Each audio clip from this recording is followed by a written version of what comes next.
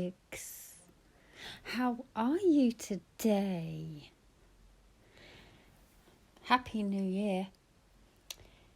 We're officially in 2024. Is that just insane? That's insane. Okay. Hi. I know it's been a hot minute, but I'm back. And my New Year's resolution is to not drop the ball on my true crime Sundays. Story time. True crime story time. If you're new here, hi. I am Cindy, and on Sundays I like to chat about a true crime while I work on a diamond painting. I am a diamond painting channel. I love diamond painting. And this is just a very, very budget friendly kit. I am time lapsing. I do not diamond paint that fast, usually. But yeah, I hope you're all well. I hope you had a good Christmas and saw in the new year. Yeah, it's just crazy, isn't it? So, yeah, I'm going to talk about true crime today, and they're all incredibly very sad, and I'm not quite sure what the fascination is, but here we are, and you're all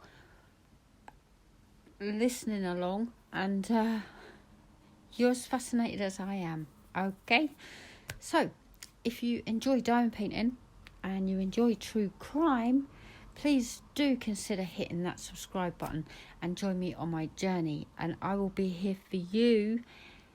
I want to say every other Sunday because it kind of gives me a chance to research. I deep dive and I go through phases, and then when I get super busy, the true crime is the first thing to kind of take a sideline.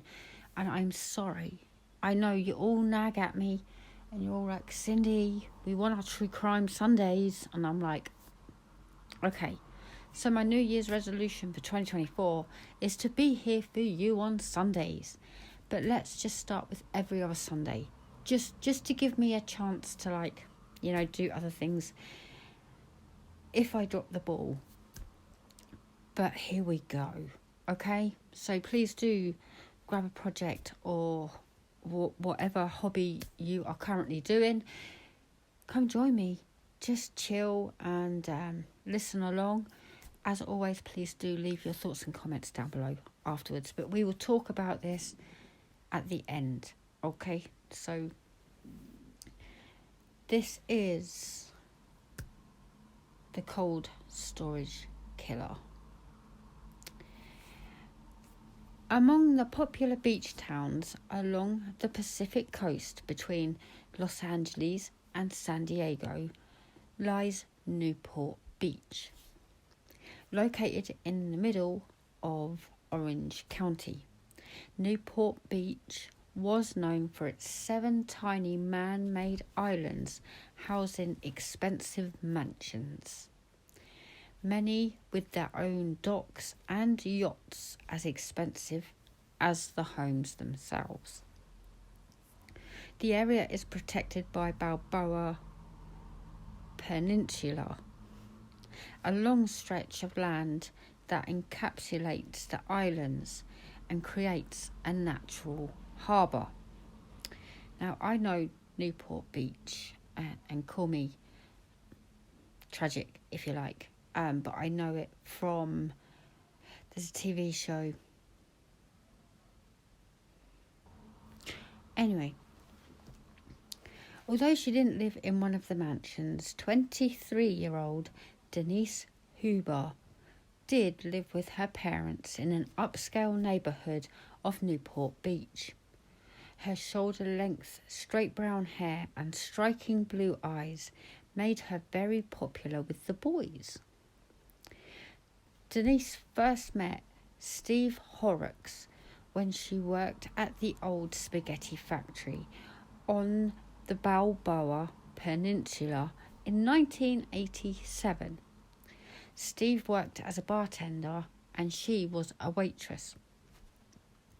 Though they weren't romantically involved at the time, 4 years later, in 1991, Denise and Steve started dating.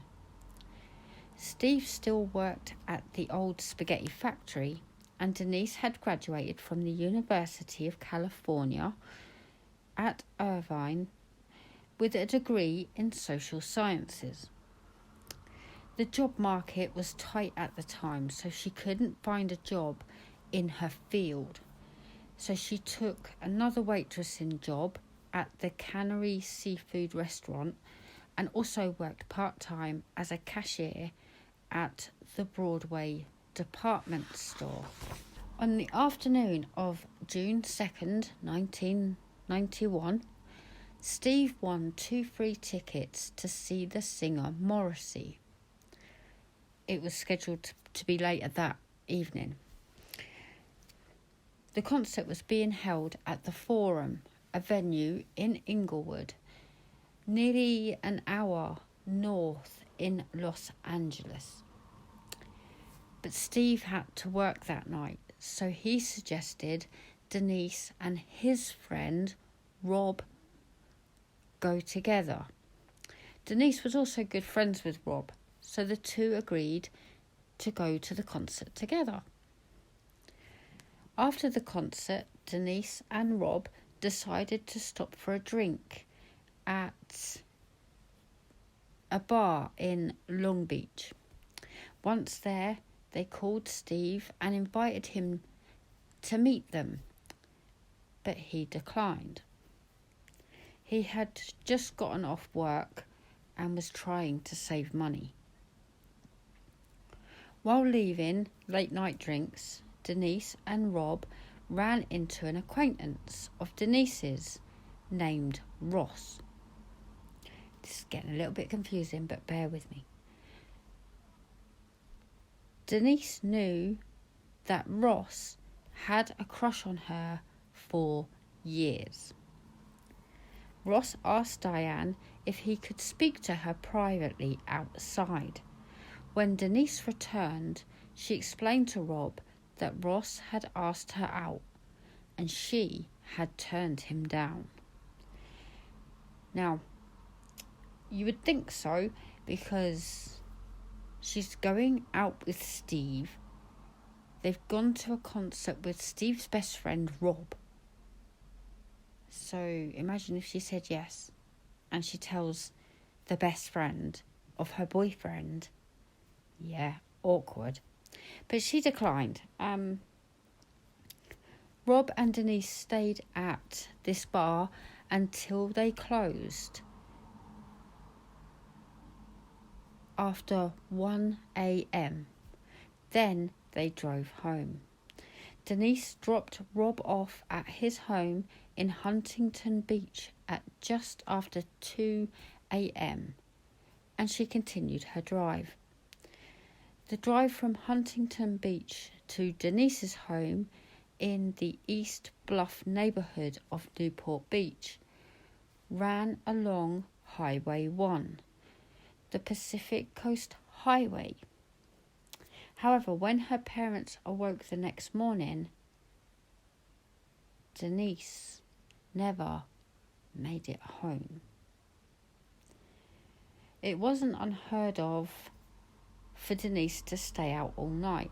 After all, she was 23, but it was extremely out of character for her not to let her parents know that she wasn't coming home. Panicked, her parents called Denise's friend Tammy Brown. Although Tammy had known that she had gone to the concert, she hadn't heard from her since. Tammy gathered several friends, and alongside Denise's parents, they both set out to look for her. They had searched the whole day, but there was no sign of Denise. Just before sundown that evening, Tammy found Denise's car parked in the southbound lane along Highway 73. It was just a few miles from her parents' house. The grey 1988 Honda Accord had been abandoned. The right rear tyre was flat, the windows were rolled down, and the doors were unlocked. The battery had been drained, and it was evident that the headlights and emergency flashers had been on all night. When police arrived on the scene, they found no sign of a struggle, no blood, and nothing to indicate there had been foul play. The stretch of highway was in a busy area with plenty of businesses nearby and several call boxes where she could have called for help, but didn't. Still, there was no sign of Denise. Her keys, her purse, her wallet were not found at the scene, and there were no signs of tampering with the tyre. The sidewall had failed, and there were skid marks showing that it had indeed blown out. Everything indicated that she had pulled over and walked off the freeway to find help. But one thing was troubling. There were no fingerprints in the car, not even her own. It's pretty obvious that it's been wiped clean. Despite the car being wiped down, police initially believed she had possibly run off with a boyfriend without notifying her parents. The parents, however, knew this wasn't the case and were hit with an unimaginable sense of dread. Their daughter had been taken against her will. Although Rob, the best friend from the concert, and Steve, the boyfriend, and Ross, the young man that asked her out, were all initially suspects, they were all helpful and willing to answer questions and not suspicious at all. They all had alibis and they were quickly eliminated. Police were left with very few clues. They did what they could. They used helicopters to search the immediate area and trained dogs to find her scent, but were ultimately left with nothing to go on. She had simply vanished. Denise's parents turned to the public for help.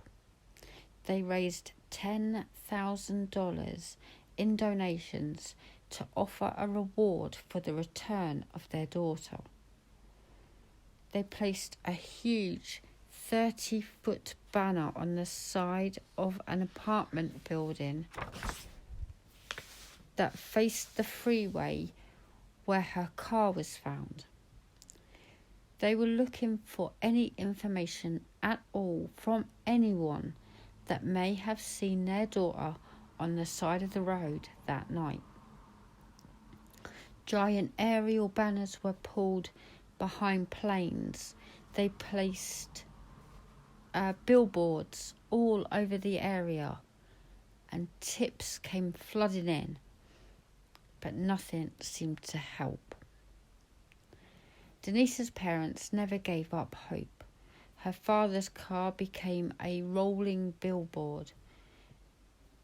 When he was in public and he saw a tall girl with long brown hair on the street, he would have to stop to see her face to make sure it wasn't Denise. The story of the missing girl was run on both local news and nationally. On Inside Edition, America's Most Wanted. I mean, these poor parents are doing everything above and beyond. At a loss for options, the family accepted the help of unsolicited psychics, but nothing helped. They even took the family dog to the scene where the car was. According to Dennis, the dad, the dog went crazy and picked up her scent. He followed the dog through a hole in the fence along the highway and to a hotel room at the nearby Marriott Courtyard Hotel. Police followed the lead, but this too was a dead end. The Huber family hired a private investigator who clashed with detectives. I mean, don't they always? The private investigator believed that Denise had been abducted elsewhere and her car had been placed there as a distraction. After all, Denise was travelling from Huntington Beach to Newport Beach. She wouldn't have needed to go that far inland to get home. She normally would have taken the Pacific Coast Highway. 3 years went by with no additional clues. Police checked Denise's dental records against every unidentified body that was found, but by that point the likelihood of Denise ever being found, dead or alive, was running extremely slim. Eventually, Denise's parents gave up hope and moved to North Dakota.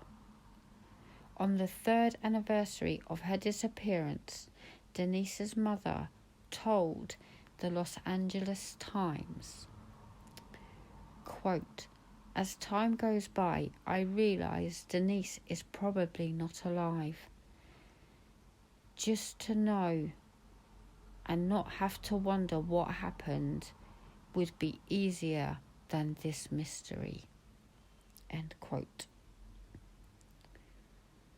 Prescott, Arizona lies halfway between the Phoenix Valley and the mountains of Flagstaff.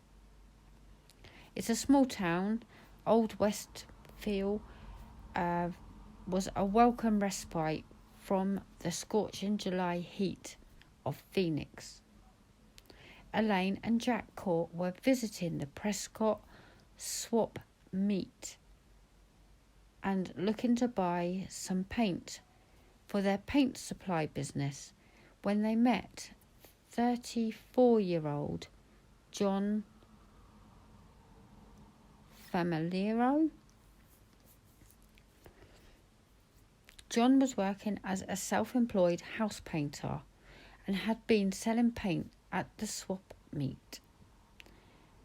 John told Jack and Elaine that he had much more paint to sell them and invited them to his home after the swap meet ended for the day. Are you doing the same thing I'm doing, like ding, ding, ding? I think we've done a true crime where someone was like, "Oh, I can get you cheaper tyres than that.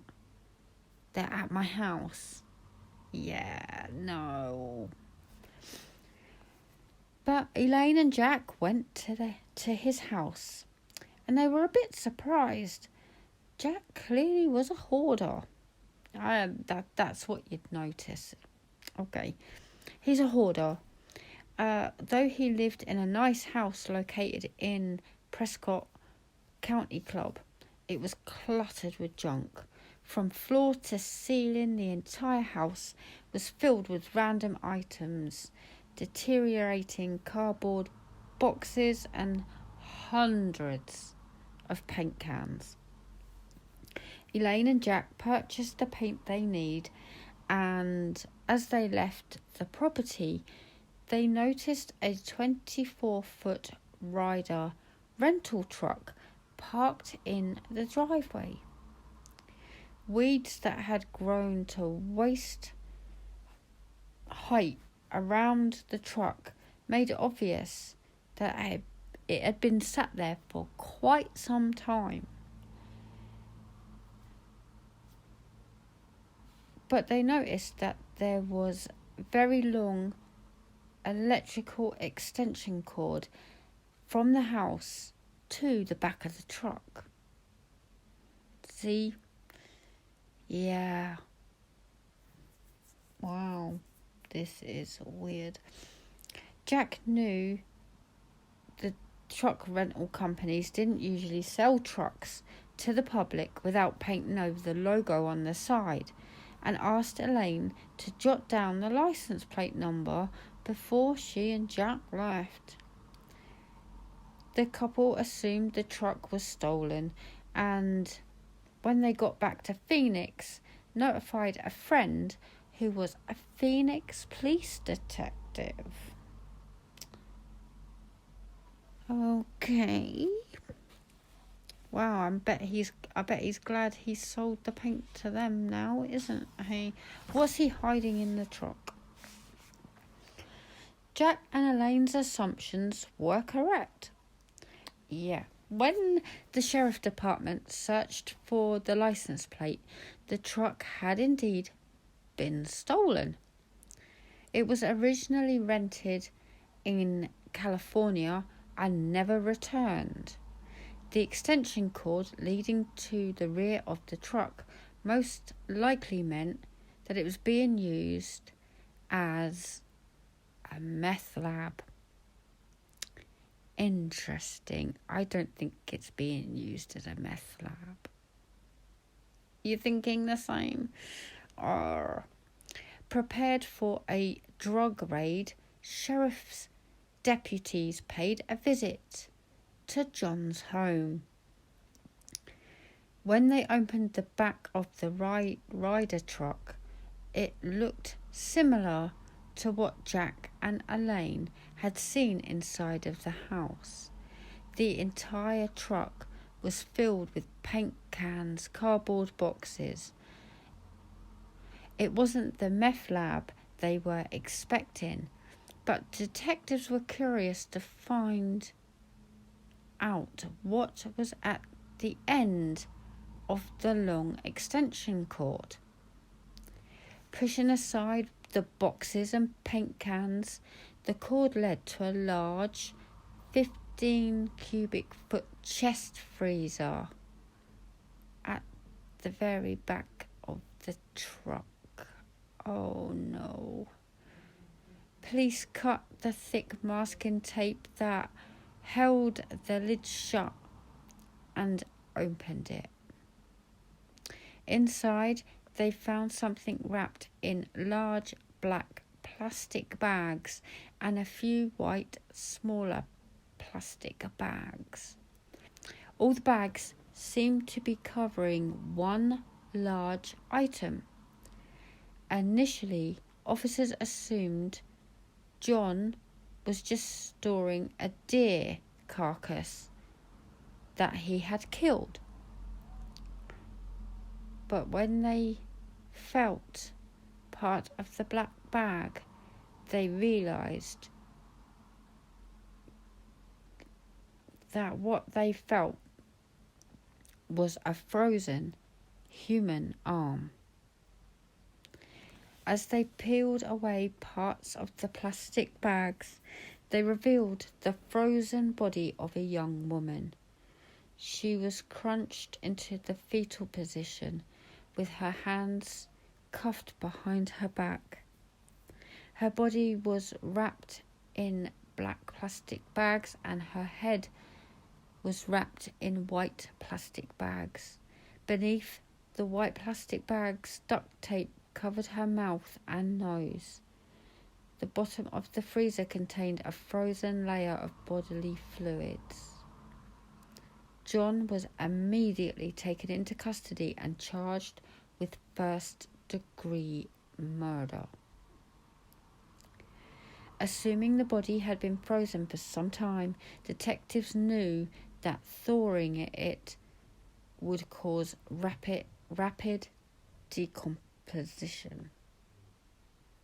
In order to keep the body intact as long as possible for analysis, the entire freezer was brought to the forensics lab in Phoenix. The body in the bags was naked except for rings on her fingers. Using a hairdryer, forensic scientists slowly defrosted her fingers first in order to get fingerprints. Slowly and carefully they were able to get a set of perfect fingerprints before the decomposition made them unreadable. My gosh. This was a real person. You know? And they're trying to solve who she is before. Oh my gosh. The prints were a match for Denise Huber. Further analysis showed that her skull had been shattered from blunt force trauma. Armed with a search warrant, police searched John's home and the home of his mother, who lived next door. His mother, Anne, owned both homes. Anne was upset that the police were searching her homes and defiantly set up a lawn chair across from the street from the homes, and she spent the afternoon glaring at police. Inside John's house, detectives found 2 boxes marked Christmas. But filled with contents were anything but festive. The boxes contained the clothing that Denise Huber was wearing the night she went missing. Her high heels, her driving license, her credit cards, lipstick, car keys, checkbook, makeup, her purse, a set of handcuff keys, and a pair of John's jeans. Also inside one of the boxes was a Montgomery Ward department store receipt for the chest freezer. It showed that he purchased the freezer in California just days after Denise went missing. Both her clothes and his were covered in blood. DNA later taken from Denise's bone marrow matched the blood on his jeans. Semen stains were found on her clothing, matched John's DNA. Denise's high heels had damage to the backside of the heels, a sign that she had been dragged from behind.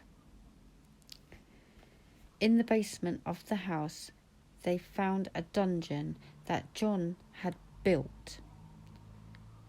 Hanging in a closet was a Los Angeles County Sheriff's uniform, but John had never been a law enforcement officer. They believed he had been using the uniform to gain the trust of women before abducting them. Also inside the home they found boxes of the same black and white plastic bags which Denise's body was wrapped in, along with a roll of duct tape. Further searches of the home produced a bloody hammer, a roofer's nail puller, assorted guns and handcuffs. Forensics reconstructed her shattered skull, showing that Denise had been beaten on the head with the nail puller 31 times. From pieces of white plastic embedded in the skull, they were able to determine that the plastic bags were over her head while she was being beaten. Detectives were troubled when they found more boxes containing women's clothes that did not belong to Denise. They believed that this may not have been the first time, and John had possibly done this before. Police brought in cadaver dogs that found a scent which led straight to the basement. After days of excavating, however, the police found nothing. One of the boxes marked Christmas had an address on it for a rented warehouse space in Laguna Hills, California, just 20 miles from Newport Beach.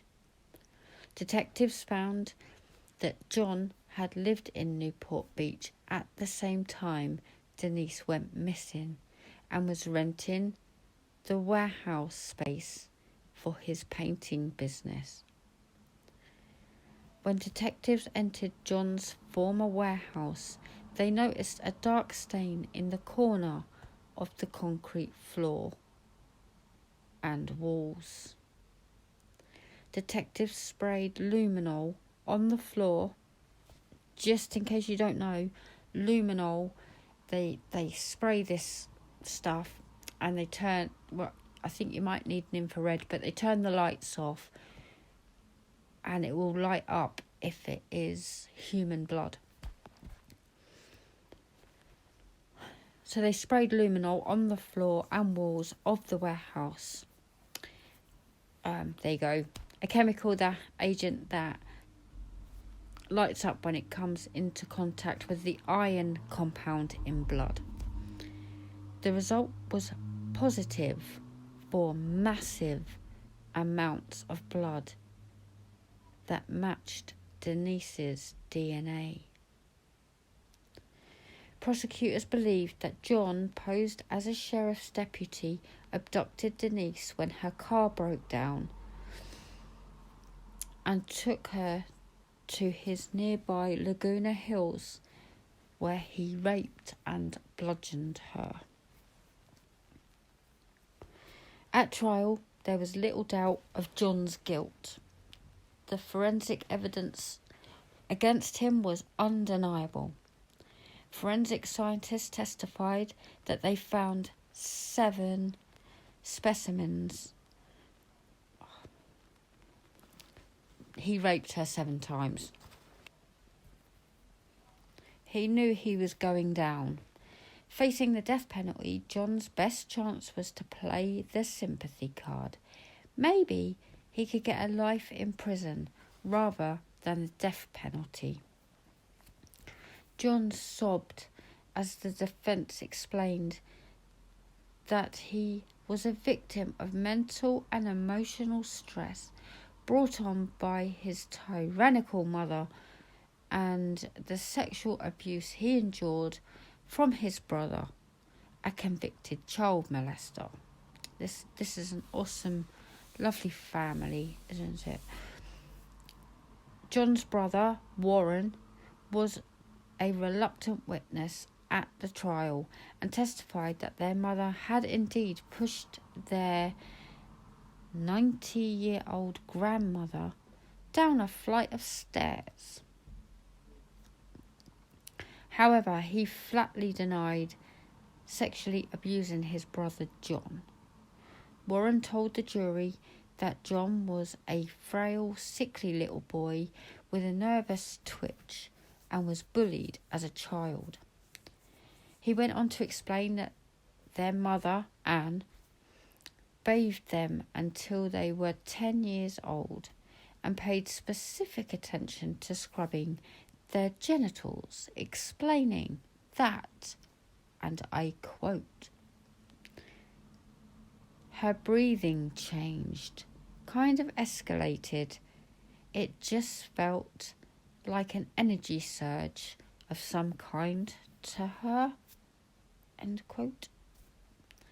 He continued by saying that John would have extraordinary mood swings, quote, just powerhouse beyond type A, very top end maniac, and would swing to just barely able to breathe or keep his eyes open, end quote.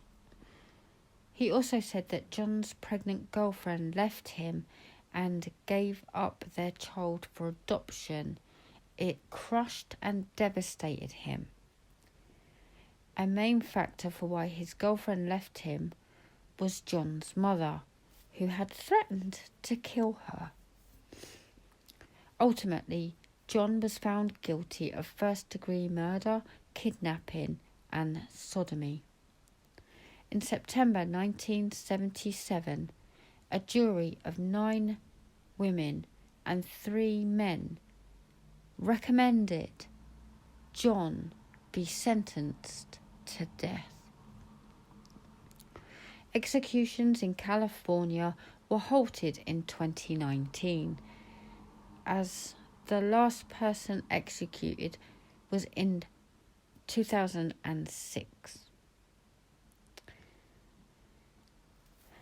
John currently sits on death row in San Quentin State Prison. Although capital punishment has not been abolished in California, it's likely that John will die in prison. I should hope so. So did they ever get to the end of the other cases? Nope. Wow.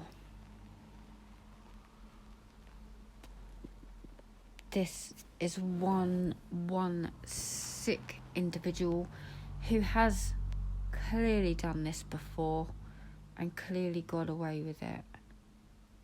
And just by chance, that Jack and Elaine bought some paint, uncovered this sick individual, well, this whole sick family really, but this John, and brought closure, however painful, to Denise's parents.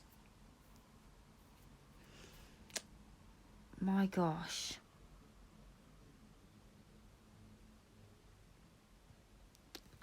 I just want to take a minute for Denise and her parents. Like, they knew that, I mean, I don't suppose they could have imagined this specifically, but they knew